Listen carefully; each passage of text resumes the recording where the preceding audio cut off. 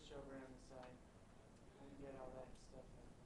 All right, so what a partial fraction is, it's you break a partial fraction into parts, okay? And so say you have something like x squared, not x squared, x plus 7 over x squared minus x minus 6. And they say break this apart into partial fractions where you don't have any, where the bottom is completely factored. And so what you want to break this into is pieces like a over something plus b over something. And what that something and something is, if I factor this out, okay, what does this factor to? You guys can do that, can you? X plus x minus 3x plus 2, right? So what you want to break this into is a over x minus 3 plus b over x plus 2. And you want to figure out what a and b are. And you say, why the heck would I ever want to do that? Okay? And you would say, because math teachers are evil and they want to create headaches for you. But really, there is a reason for that. And you will learn that when you get to calculus, is that maybe this is some function and you want to find the area under this function. And the way you find that area is by taking the integral of that, okay? And this is very hard to find the integral of. But if this is a constant term up here, and this is a constant term up here, and I put that into two separate integrals like that, that's easier to integrate than this is. And that's kind of why you learn partial fractions, is because when you get to calculus, which most of you will, is it makes integration easier, okay? And it's just one technique that they use in integration when you get to calculus.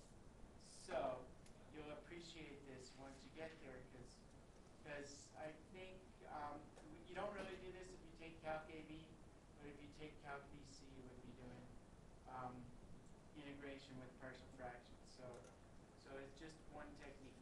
So anyway, the way you do this is first you factor the bottom, okay, which I did, okay, and then you multiply both sides.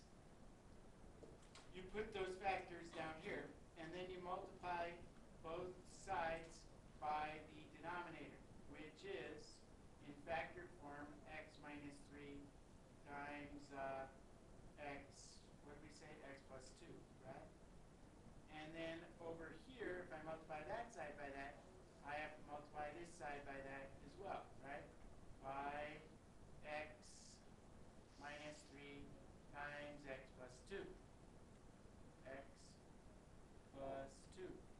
But the nice thing about that is, what happens when I multiply this by that?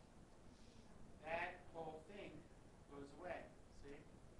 And then this cancels out with this over here. So if I multiply this whole thing by this fraction right here, this first one, becomes a times what? X plus 2, right? Because the x minus 3 cancels out, but the x plus 2 is still there. And this fraction becomes b times x minus 3. See that? And then over here, I still have my x plus 7. So now what you have to do is figure out what a and b are. Okay? And the way you do that is you multiply things out. Well, that's a mess. I don't like this code. So you have x plus 7 equals ax. There's a couple different ways to do this. Let's do it this way first, okay? Ax plus 2a plus bx minus 3 then I'm going to combine my like terms. Okay?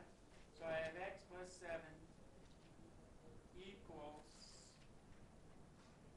here's an ax and here's a bx. So altogether I have a plus b times x. You guys see what I did? And here I have a 2a minus a 3b. So I have plus 2 minus 3 times b. You guys understand what I did? Nolan? What happened to the A? What happened to the a? I don't know. Sorry, 2a. Sorry, 2a minus, what did I just do? That's wrong.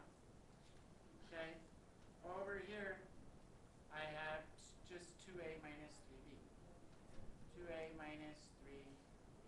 Is that better? Okay? So, then you do something called equating the coefficients. Okay? And the way I do that is, here's an x, here's an a plus b. So I know that a plus b has to be equal to the coefficient of x over here. So what's a plus b got to be equal to? 1. So that's called equating the coefficients. So you equate your x terms and you equate, these are your constant terms. So you know that a plus b has to be equal to the coefficient of x over here, which is 1. I also know that 2a minus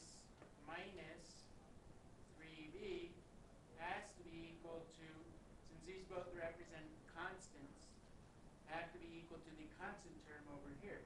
So those have to be equal to 7. All right? And then I just solve this system of equations. So to do that, I'm going to multiply this one by 2. Negative 2. Let's multiply by negative 2. Multiply this equation by negative 2. And that gives me negative 2a minus 2b equals negative 2. And then I'm going to go 2a minus 3b equals 7. And then I add all that stuff together. That goes away. I get minus 5. Uh-oh. I'm adding, right? Minus 5b. Oh, equals 5. That's nice. So b equals negative 1. And a plus b equals 1. So a must be equal to 2. Okay? So now you're not quite done. I want you to decompose it. It's called decomposing a fraction into its parts. Got? And so then I rewrite this as a over x minus 3. So this thing is equal to 2 over x minus 3. And b is negative 1, so you could just write minus 1 over x plus 2. Yes? Questions? Did I do that right? Yeah, I did that right. So you could say that x plus 7 over x squared minus x minus 6 is equal to that. And then you can integrate that next year. Okay? It's easy to take the integral in. So that one is called non-repeated. That's partial fractions with non-repeated linear factors. Linear factors. But fortunately for you, it gets a little bit harder than that. Is rewrite this fraction, decompose this fraction with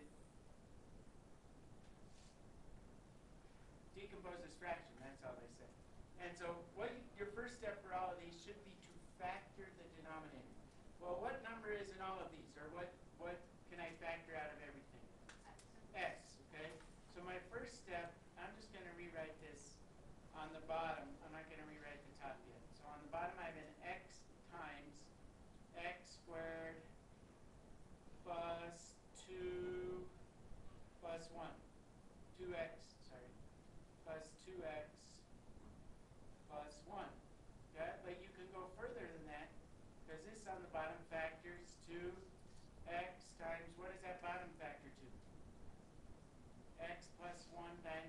1. So I could rewrite this as x plus 1 squared. See that? Okay? And this is called a repeated linear factor. So what you do with that is you rewrite this. You're going to say, why do I have to do that? And I'll tell you, it's just because it works out when you solve it. So I'm going to rewrite this as a over the first factor, which is x, plus b over the second factor, which is x plus 1. Okay, now here's going to be the part you're not going to like. Plus, no, plus c over x plus 1 squared. Okay, and the reason for that is because every one of these things is a factor of this. Okay, this is a factor of this, this is a factor of this, and this is a factor of this. So you have to repeat the x plus 1. So x plus 1 is a factor, and x plus 1 squared is also a factor. Okay, so if you have a repeated linear factor, you have to go a plus b plus c like that. Okay, and then you kind of follow through with the same process. Okay, so up here I'm gonna multiply both sides. I'm gonna multiply up here by this. Okay, x times x plus 1 squared. And again, what happens is this whole thing cancels with that whole thing. And when I multiply this side by x times x plus 1 squared, okay, up here I'm going to rewrite this whole mess down here. Okay, so I get 5x squared plus 20x plus 6 equals, when I cancel an x with this x, on the top I get a times x plus 1 squared. You guys understand that? And then I'm going to go plus b. When I multiply this x plus 1, when I divide that into that, I have an x left on the top, and I have an x plus 1. So on the top I have b times x plus 1 plus c times what? C times plain old x. You guys see where that comes from? This cancels with that, and so I'm going to put x plus 1 squared on the top. This cancels with one of these, so I still have an x plus 1 and an x on the top. And this x plus 1 squared cancels with that, so I just have an x on the top. Yes. What happened to the squared on the 5x? There it is. It just disappeared for a second. It's back now, though. Okay, so now, rather than multiply everything out and equate the coefficients, there's kind of an easier way to do this. What will make this term disappear? What will make this term disappear? Negative 1, right? And that will also make this term disappear. See that? Okay? So what I do is I kind of do a little dirty trick. I say let x equal, I'm better right. Let x equal negative 1. If x equals negative 1, right, then I'm going to plug negative 1 in for all of these values, which I can do. That gives you, in a different color, negative 1 squared is 1 times 5 gives you 5, right? 20 times negative 1 gives you minus 20, plus 6 equals, what happens when I plug in negative 1 in here? What happens to this term? 0, right? What happens to this whole term? 0. C times negative 1 is minus c. See? And so now I have negative 15 plus 6 is negative 9. Is that right? Negative 9 equals negative c. So c equals 9. See? I'm not done yet though, because I still have to find A and B. But you could use the same technique to find A and B. Let's move this thing away. Okay. What could I plug in? What could I plug in to make something else go away? 0, right? If I plug in x is 0, this is going to go away, and that's going to go away. See that? Okay. So now I'm going to let x equal 0. When I do that, that makes my life really easy, because 5 times 0 is 0. 20 times 0 is 0, plus 6 equals a times 1, right? Because if I plug in 0 in there, I get 1. Plus 0, right? Plus 0 plus c times negative 1. Well, I already know what c is, right? So, times 0, but it's still times 0, so I get 0. So now I get a equals 6, right? So now I know a and c. I still have to find b. Well, to find b, you don't have a real simple equation, but what you do is you can let x equal anything now, because I already know what c and a are, right? And so I can plug in any value for x to find b.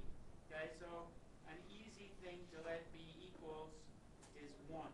Okay, so I'm going to let x equal 1. And you can let it equal 2 or 3 or 4 or 5, it doesn't matter. But if I let x equals 1, it just makes my math easier.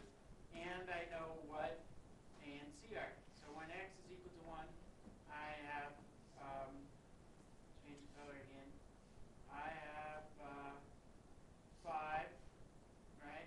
Plugging in 1 in here.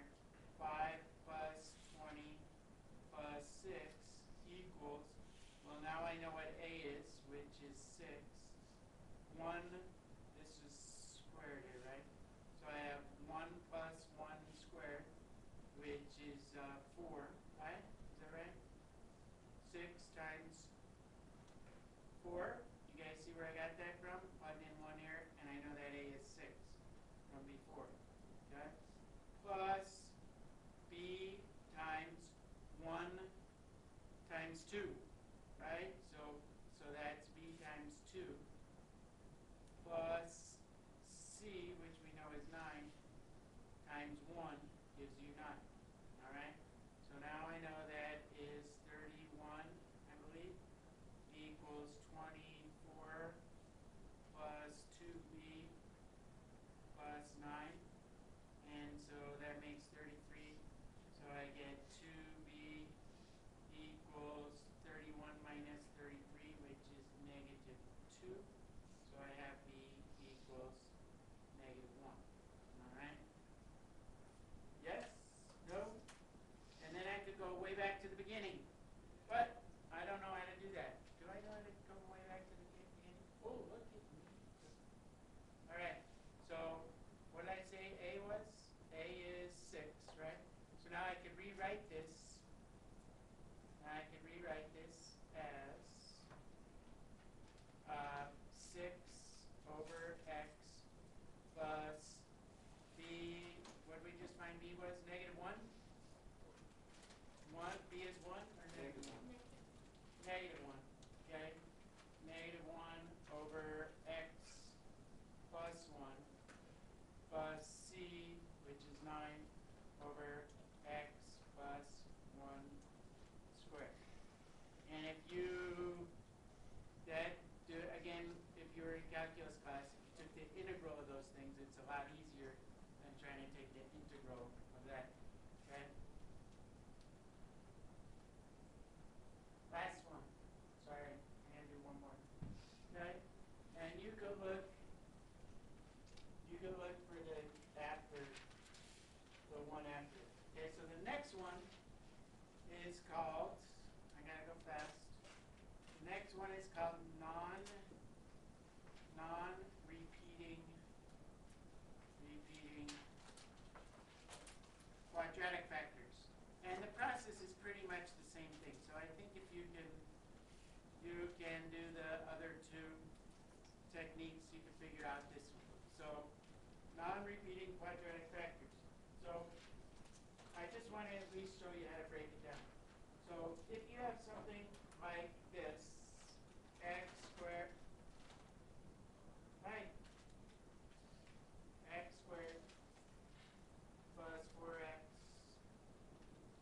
plus 4x plus 4 over x cubed minus x squared plus 2x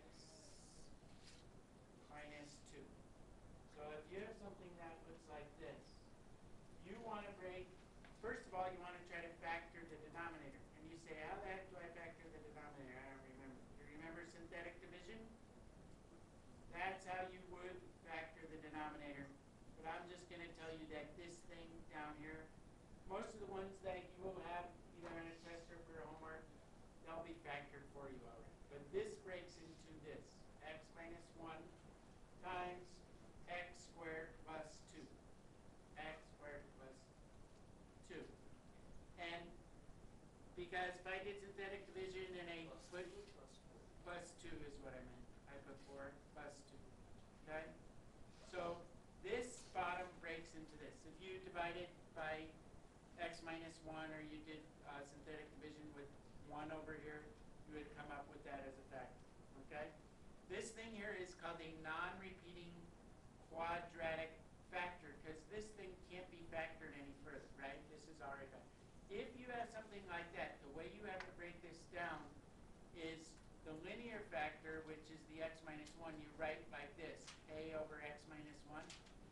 And the quadratic factor you write as bx plus c over x squared plus 2. Okay? You have to have a variable up here as well. So if you have a quadratic factor down here, you have to have a bx plus c up there. Okay? And then you go through the same process. Okay? I'm going to multiply both sides by x minus 1 times x squared plus 2. So when I do that, on the left side, I'm just going to write, on the left side, I get x, hey, didn't change colors. Change colors. I get x squared plus 4x plus 4. This cancels out, right? Equals, when I multiply this by, so up here I'm multiplying by x minus 1 times x squared, you know what I mean, x squared, I could go that way too, x squared plus 2, right? And so when I do that, I get equals a times x squared equals a times x squared plus 2, right?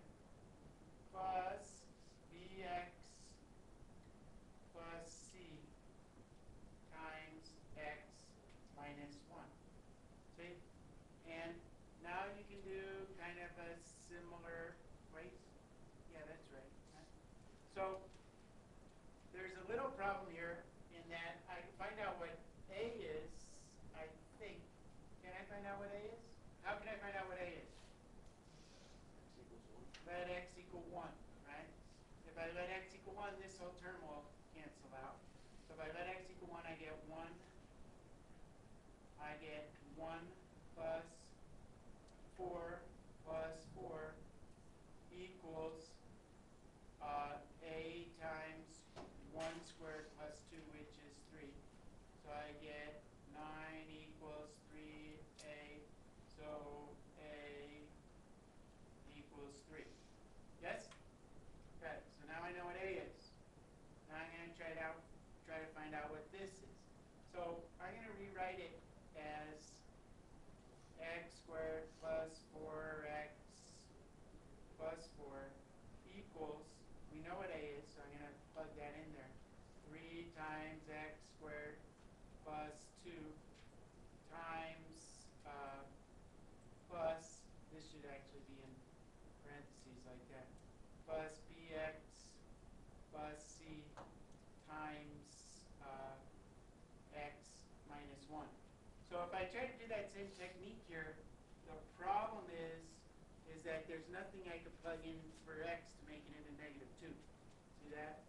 So what I have to do is actually multiply this stuff together and then try to do something with it. So I'm going to go x squared plus 4x plus 4 equals, so I'm going to multiply this out, 3x squared plus 6 plus, now I have to FOIL this. A lot of algebra here. When I FOIL that, I get bx squared, my first term. The outer term gives me minus bx, minus bx plus cx, right? Cx, did this right? Plus cx minus c. Got it?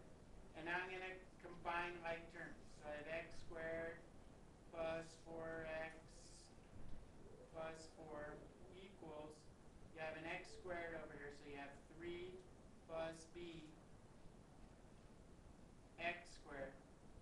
And then the x terms are minus b and c. So you have plus, I'm going to call it c minus b times x. And then you have your constant terms, which are a 6 and a c. So you have plus, I'm going to put this in parentheses, 6 minus c. And now you can equate the coefficients. So what does 3 plus b have to be? 1. See that? There's a 1 over here. So you know that 3 plus b equals 1. So b equals negative 2, right? And now you know that b equals negative 2. Yes? B equals negative 2. And you know that c minus negative 2 has to be what? C plus 2 has to be equal to the coefficient over here, which is 4. So I get c equals 2. See that? And now I have found a and b and c. And I could rewrite that fraction by plugging in 3 for a, negative 2 for b, and 2 for c. I like this. It's kind of fun. There's a lot of algebra involved, but it's kind of cool because it's a process. Okay? You're good with that? You might need to look at the repeating quadratic factors. When you have repeating quadratic factors, you have an ax plus c up here, and then you have like a bx plus d or something. Look at the example in the book and you'll figure it out. Okay? The end.